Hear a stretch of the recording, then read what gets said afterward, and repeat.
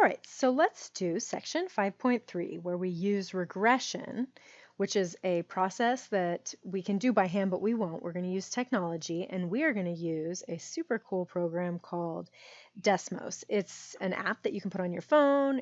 You can access it on the internet, but what it does is it allows us to do some really incredible graphing and calculator sort things for free. This is a free resource. And with the app, it actually turns your phone into just a super cool graphing calculator. Turns your phone into a graphing calculator. So since graphing calculators can be upwards of $100, having something for free is even better. It's really awesome. I can't talk more highly of Desmos. I think it's a great resource for students, especially because it's free. And so one of the things, I just grabbed this. This is actually from a former student who turned into a tutor for my mathy courses, sent this to me, and I just got such a kick out of it. She knows how much I like Desmos. She really loves Desmos, and she didn't make this, but she saw this, and this is actually something that you can do. You can write really cool mathematical equations and create memes out of them. Obviously, this would take forever because there's so many little pieces and lines and graphs here, but thought this was a funny way to start our video on regression. So using regression, using Desmos to generate equations. So that's what we're going to do. So our purpose is to use technology, and there are, of course, other ways to do this. I'm just going to go through Desmos in this video. So use technology to generate. We're going to actually get the graphs as well, but to generate graphs and, more importantly, equations that will model our data sets. So our important piece is the equations. We will get some graphs out of these too, but we're most interested in the equations. So use technology to generate graphs and equations to model data sets. So that's what we want to do. That's our goal. So this is what we're going to do. This is how we're going to use Desmos to give us equations that we can then use to make predictions, to look for values in our equations. So this sheet right here, and I just took this image, the screenshot here of the Desmos sheet that I have linked for you in Canvas. And this is the sheet. It's, again, an online free graphing calculator. You can find it at desmos.com, or you can download the app onto your phone. And so this goes through the steps, and I can go through them really quickly. What we do is we first add a table, we type in our table, then we can adjust the graph settings if we need to or want to, then we type in a equation with a tilde. One of these equations for today, we're going to talk about linear regression, so we'll be using that equation. And Desmos will generate an equation for us, and we can use the parameters that it finds through this process of regression, giving us a best fit, in our case, line today, a best fit line, to actually generate an equation. So that is the very quick overview. But more specifically, this sheet is in your Canvas, and you can read it and print it or have it available on your phone or tablet and use it to follow along when you are doing this process called regression in Desmos. What I want to do is actually take a data set and show you in this video how to do that. So this is a data set that we've looked at a couple of times and in a couple of our class sessions. So this might seem a little familiar, but I'm going to just go through it again. So this is our fuel efficiency data that is definitely linear in trend. It definitely trends linearly downward when we get this data set graphed. This is specific cars and their associated weights and miles per gallon. And as you can see, as the weight of the car increases, the fuel efficiency, or the miles per gallon, decreases or goes down. And it does so in what we say is a linear fashion. This would be best modeled with a line. It's a linear slope downward. So we've done this by hand. We graphed this by hand. I had you guys even write equations by hand, writing the y equals mx plus b form. Now we're going to use some technology to do it. So if we want to use technology, here's our data set. This is our x and our y. We've already talked about how we determine x and y. And we're going to take that and we're going to go over to Desmos now, and we're going to input that into Desmos. So we're going to head over to Desmos, and this is just opening up Desmos. I opened up Desmos here, and you can see Desmos on the screen. I'm going to go ahead and make this a little smaller and make sure my screen is showing everything it needs to here. I went big again on accident. There we go. So we're seeing everything right there. And I'm going to, sorry, I just flipped back over, but I need to be able to see that table as I input it into this video. So there we go. We've overlaid everything I need to.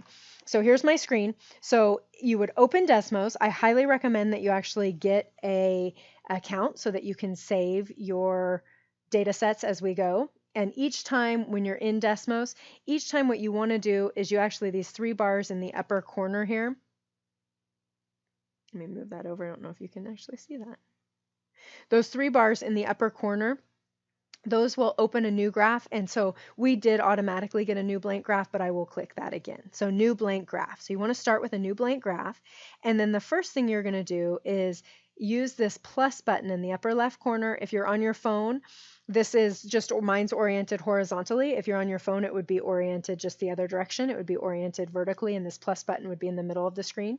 But we're going to hit that plus button, and we're going to add a table. And a table of data will show up in my working screen right here.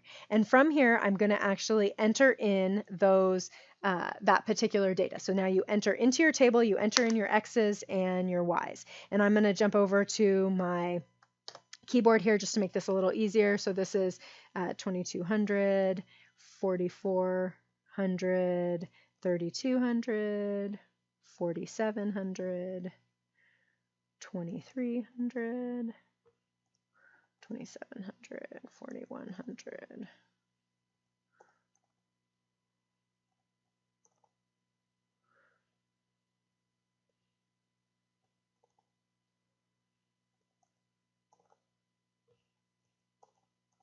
Okay, just double check that I got those all entered in correctly. Always a good idea to double check as you're entering in data. Make sure we didn't miss a point. 2244. Oh, I did miss a point. I did actually miss a point. I missed the 3200, so I am going to go ahead and put that in here. I missed a point. I'll have to adjust for that as I go. Okay, and then we'll enter 33, 19, and then 33, 19, and then I skipped a point, so I'm going to, from my table, I'm going to jump 17, 37, 32, 22, 26, 33, 28, 29, 30, and then I missed a 3200 from the top, 26. Okay, so I have got all of my data points graphed, and now what I can do is if I pinch on the screen, I can zoom out, but better yet, if you go to this little wrench setting in the upper right corner of the graph, you can actually add in your labels. So for your x-axis, our x-axis was the weight of the car in I'll write that in parentheses, in pounds, and on the y-axis, that was our miles per gallon.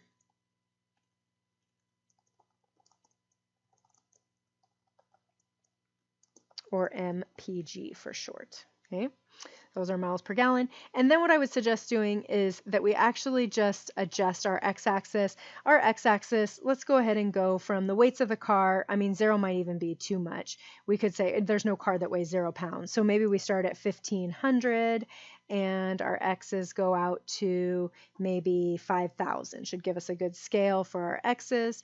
And then for our y's, adjusting our y scale, it looks like our y's are ranging from about 15, so maybe even just 0 to 50 to give us a scale on the y-axis. So 0 to 50. And I'm just coming right in here and adjusting those. And you can see now that rather than scrolling, I can still scroll if I want to, but you can see now that I have labels on my axis and I have all of my points plotted.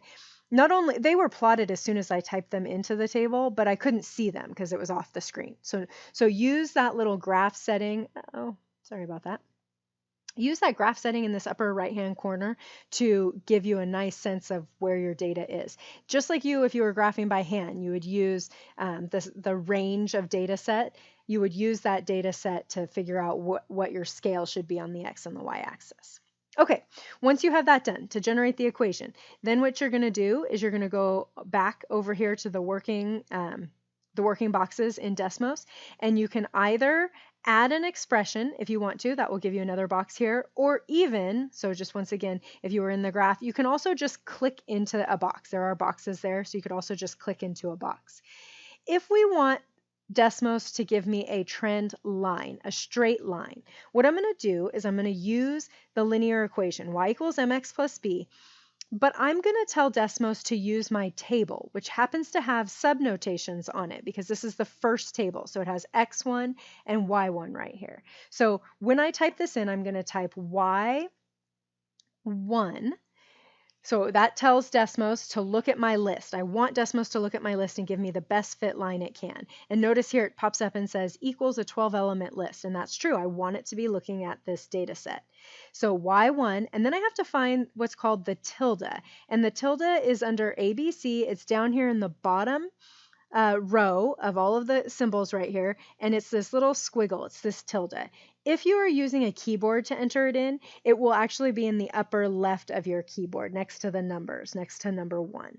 So that's, but you do have to find tilde. You do not want to use an equal sign here because the tilde tells Desmos to use regression. So find that tilde, and then M, and then go back to your keypad here, X, 1, and I am getting that x1 simply by typing x and then 1 right after it.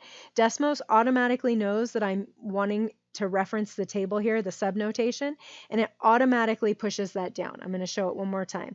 So if you type x, x, and then the 1, it automatically, I literally just clicked x and then 1 off of the keypad, and it automatically pushed those down. Plus b. And this is, I'm asking Desmos to generate a linear equation for me. Notice what happened. As soon as I did that, it graphed a line. It graphed the linear fit. It graphed a line of best fit. Basically what it did is it used this process called regression, where it took the distances of these points away from this line and it minimized them. It made those distances as small as was mathematically possible, giving us the best possible fit. And then it generated all of this data for me. Now, what's most important is this data right here at the bottom, this M and this B. That's what we need. So I'm going to actually write those down so I can go over to my other screen. Negative 0.00714, that's enough decimals, and 51.1706. So I'm going to use those on my other screen to write the equation, and I'm also going to copy down this little number called r squared, 0.49421. Okay. All right, now we're going to go back to our other screen and we're going to use that information to write an equation. So Desmos basically just graphed this data for me, gave me a graph very similar to the graph that we see right here, and it gave me the parameters to write the equation. So what I can do now is I can come here and I can take my data and I can say that from Desmos told me, and I pulled that out of Desmos, that, and again, I used this equation, y1 tilde mx1 plus b. That's the linear, that's for Desmos, that is the linear regression model. Okay, so that's what I used in Desmos. I used that model to generate the equation. So I'll write that down since we did that when we were typing in Desmos. So M is negative 0.00714, and B out of Desmos was 51.1706. So that came out of Desmos. So if the question here says find the equation round to 3 decimal places, find the equation using the regression feature. So what that means is now I want to write an equation. So for part A right here, I need an equation, y equals mx plus b. But Desmos found m and b for me. It did it in the best possible mathematical way, giving me the best possible fit.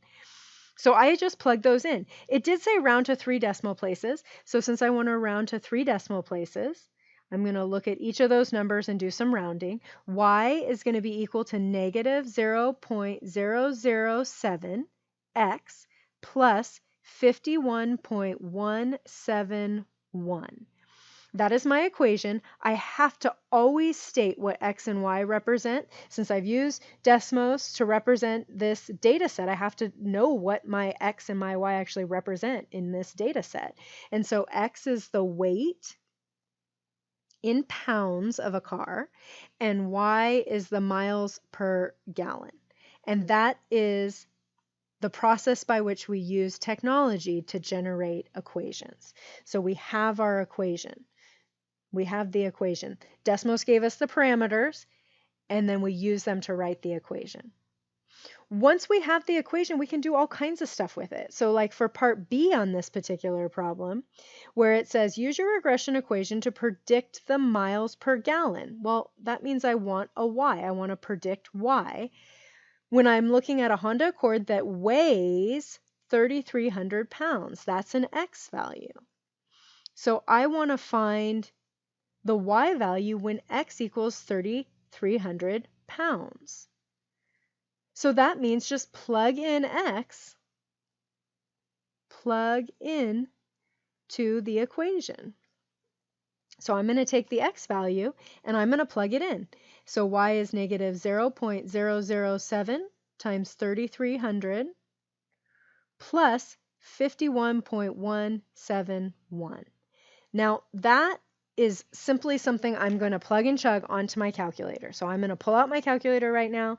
I'm going to type negative 0.007 times 3,300 plus 51.171. Just typing it right into my calculator, coming up with what that is approximately. It comes out as 28.071, but that is about 28 miles per gallon. So that particular car would be getting about 28 miles per gallon.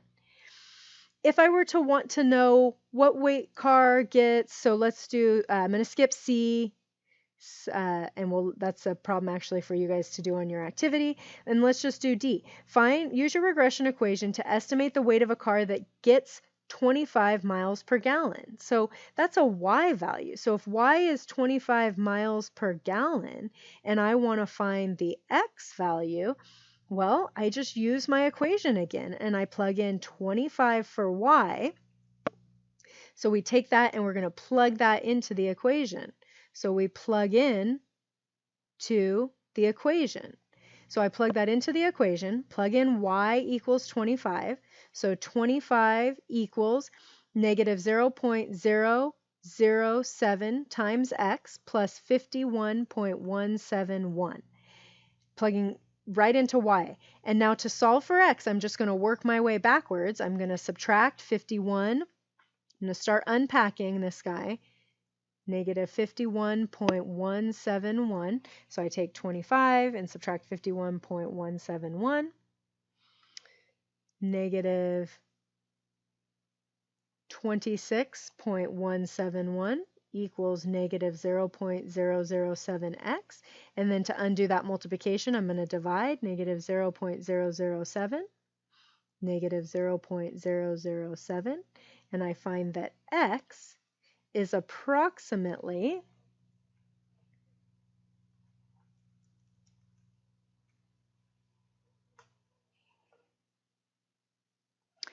3,738.7 pounds.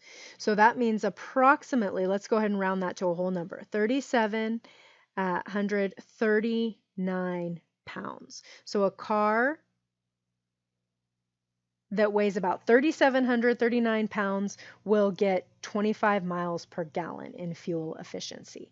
So that's the process. Once we have the equation, From Desmos, after we enter the table of data and ask Desmos to generate the M and the B with that linear regression model I have right there at the top of the screen, y1 tilde m x1 plus b, to point it at the table that we typed in.